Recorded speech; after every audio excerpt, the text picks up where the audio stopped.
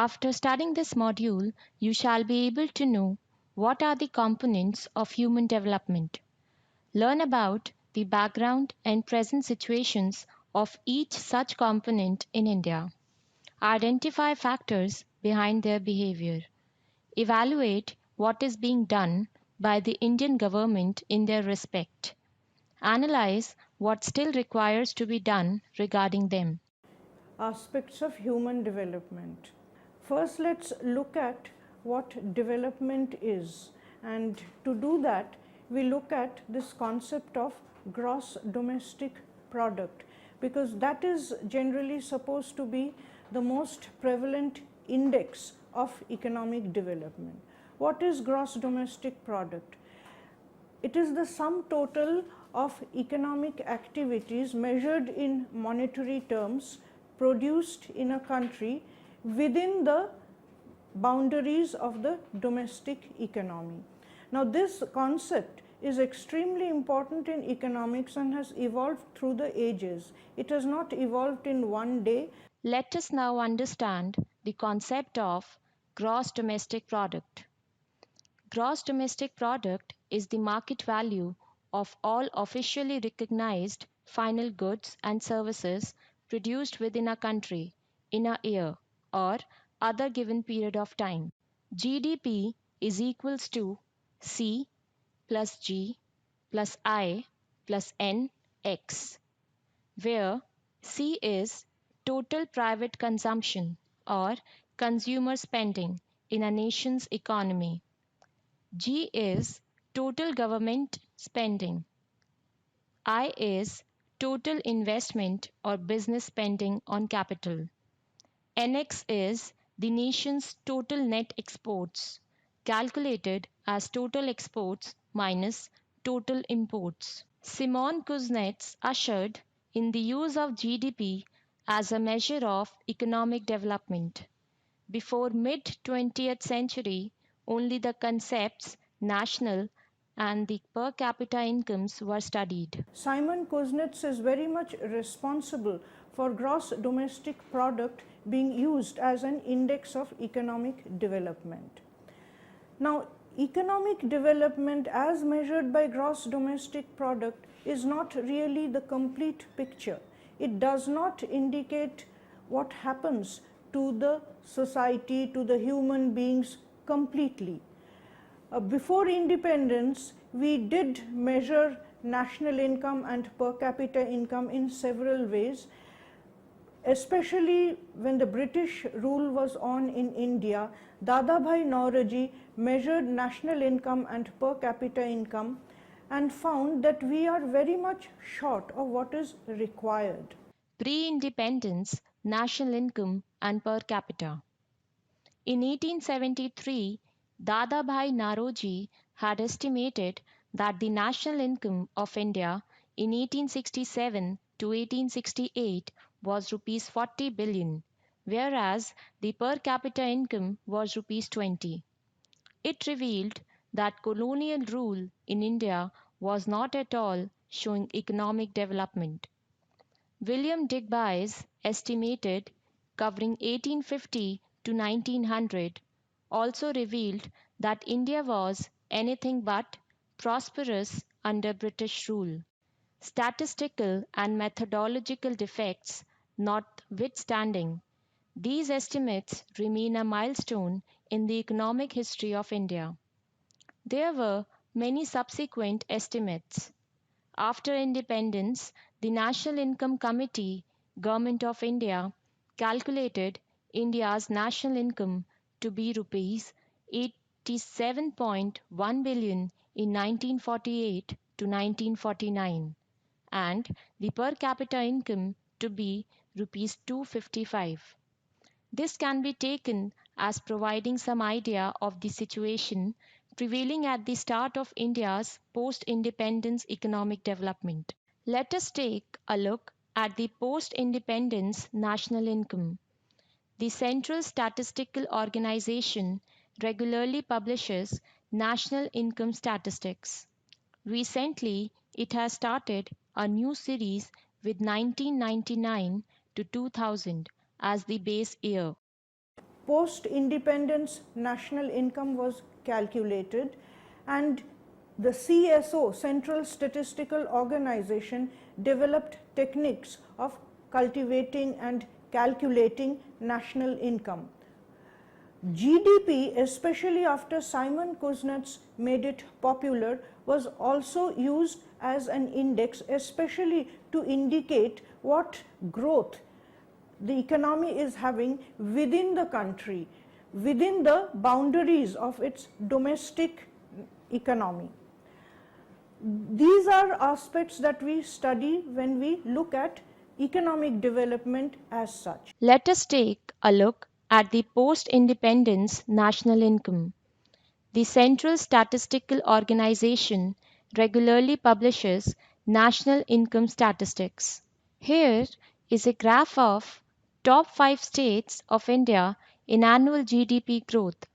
These are Maharashtra, Uttar Pradesh, Andhra Pradesh, Tamil Nadu, and Gujarat. The most important and the fastest growing sector of Indian economy is the services sector.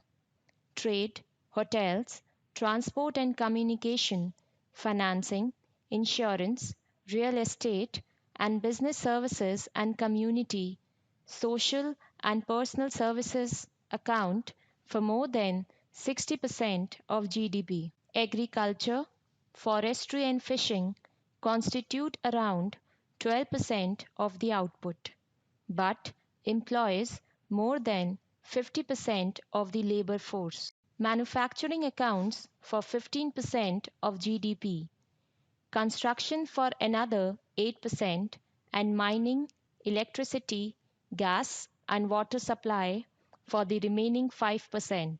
The rate of growth of gross domestic product in India averaged 1.62% from 1996 until 2013, reaching an all-time high of 9.80% in the fourth quarter of 2003 and a record low of minus 1.90% in the first quarter of 2009.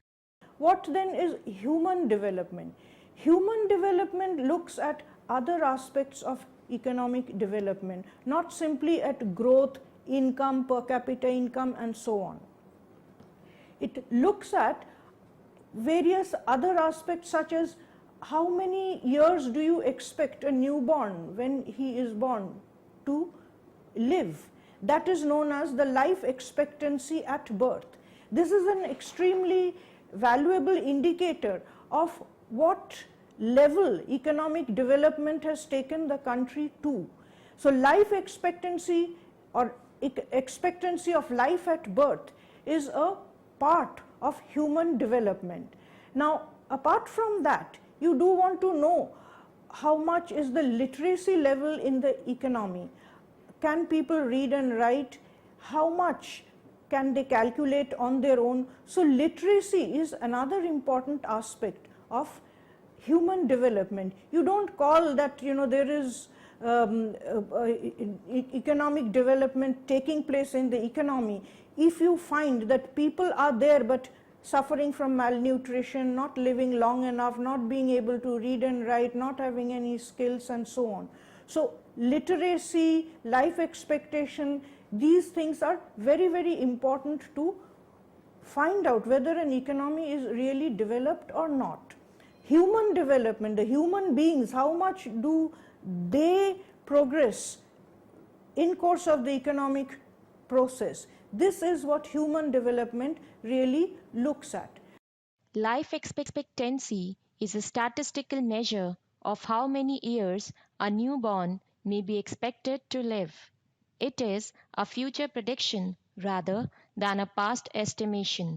Before the census started in 1867 to 1872, the average lifespan of the Indian population was as low as 20 to 25 years. Although continuous data is not available, the situation at the beginning of the 20th century was not much better. Expectation of life at birth in 1901 to 1911 was only 22.9 years. But there was appreciable increase since the 1920s, and in 1941 to 1950 the same expectation was 32 years. Life expectancy at birth for Indian males went up to 48.6 years in 1970 and 63.2 years in 2010. For Indian females, it rose to 49.1 years in 1970 and 67.5 years in 2010. This reflects improvements in medical and sanitation facilities and some degree of the awareness for family planning. What then is human development? Human development looks at other aspects of economic development, not simply at growth, income, per capita income, and so on. It looks at various other aspects, such as how many years do you expect a newborn when he is born to live? That is known as the life expectancy at birth. This is an extremely valuable indicator of what level economic development has taken the country to.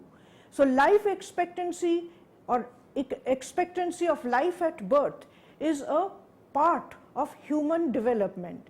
Now, apart from that, you do want to know how much is the literacy level in the economy. Can people read and write? How much can they calculate on their own? So literacy is another important aspect of human development. You don't call that, there is economic development taking place in the economy if you find that people are there but suffering from malnutrition, not living long enough, not being able to read and write, not having any skills, and so on.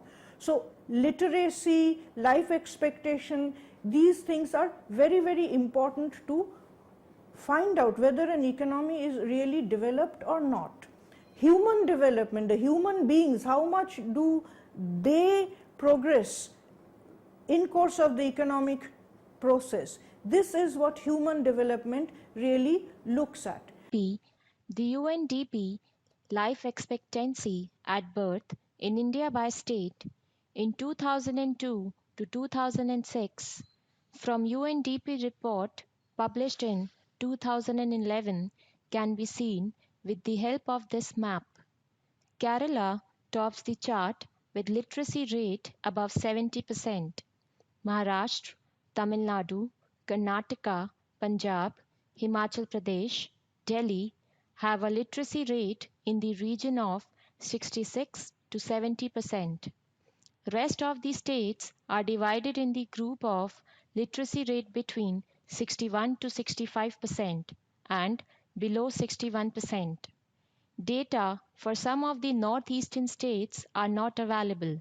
The Kerala figures for 2006 to 2010, the same period are 72 and 76.8. The Tamil Nadu figures are 67.6 and 70.6. However, the Orissa figures are 62.3 and 64.8, and Bihar figures are 61.6 and 62.8. But in general, in every state, there has been improvement and no deterioration. Indians, on an average, are living longer. However, it is a matter of concern that the number of deaths in the age group below 50 is going up, as revealed in the recent reports on global burden of disease, published in medical journal The Lancet. To be literate is to have the basics of reading, writing, and arithmetic.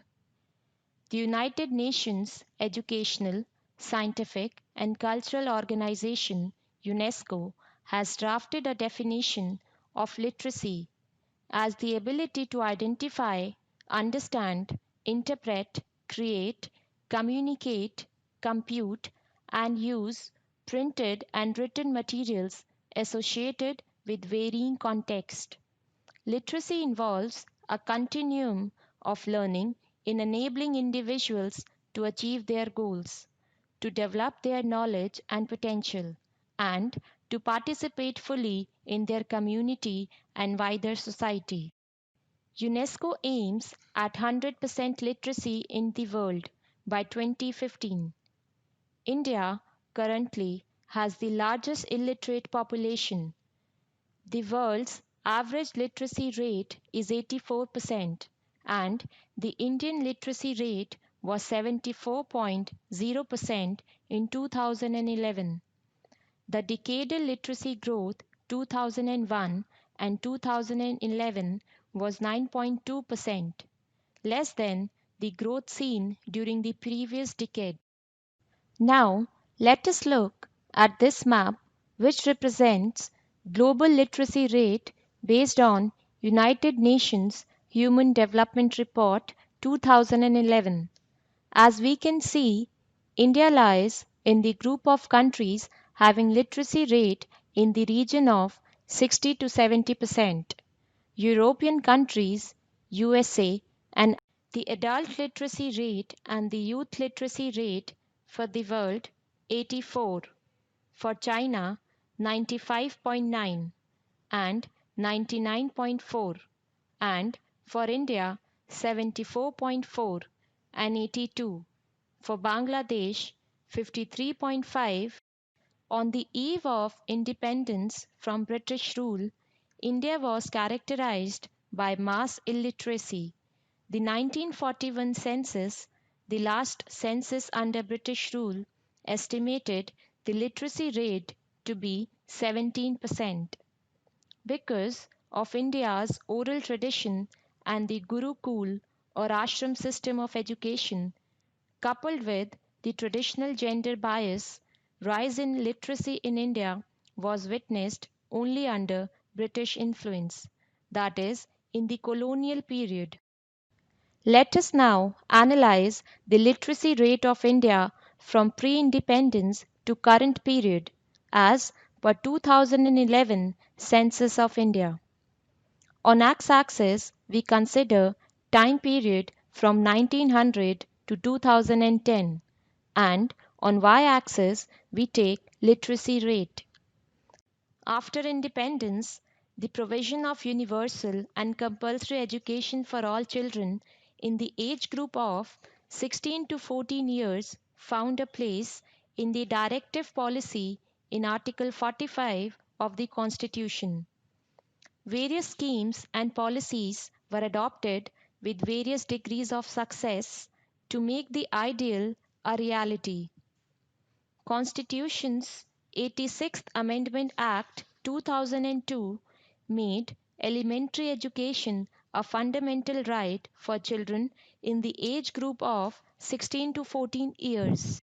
The literacy rate in India grew from 18.33% in 1951 to 28.30% in 1961, 34.45% in 1971, 43.57% in 1981, 52.21% in 1991, 64.84% in 2001, and 74.04% in 2011.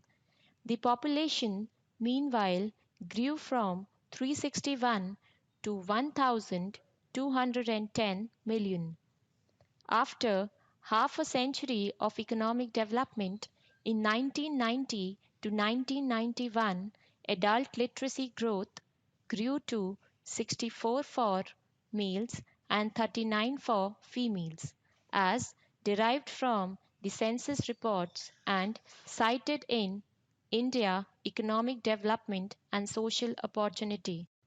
Now, the person who is most responsible for making human development a part of the calculus of economic progress is Amartya Sen and Mahbub Rahman of East Bengal and Pakistan. Now, you see, these are the people who have introduced the calculation of human development indices as part of the United Nations program. So human development, the calculation of human development and the calculation, yearly annual calculation of human development index as brought out by the United Nations Development Programme, UNDP. For that, we must thank these two great economists. The Human Development Index ranks all these aspects together in one calculated index, taking care of the GDP, taking care of the life expectancy, taking care of the literacy. They weave it into one particular index which is calculated for all countries which come under the United Nations, and then according to the index this is arranged or calculated in a kind of ranking. So looking at the ranks, you can make out whether this particular country has moved up and down the ladder. For example, India has improved its ranking. India to begin with was a less developed economy so far as this Human Development Index is concerned. But after independence, we have made such strides in literacy level, such strides in life expectancy, especially for women, that we have really pulled ourselves up, and we are now ahead of Bangladesh, for example, ahead, for example, of Pakistan, and so on. The fiscal allocation to governmental education sector is very low. In spite of a target allocation of 6% recommended by Kothari Commission, the percentage allocated to education was never above 4.3% of the GDP from 1951 to 2002. Primary level government schools are marked by inadequate and inappropriate school facilities, apathy and inefficiency of teaching staff who are themselves inadequately paid, lack of drinking water, toilets, and safety measures like fire precautions.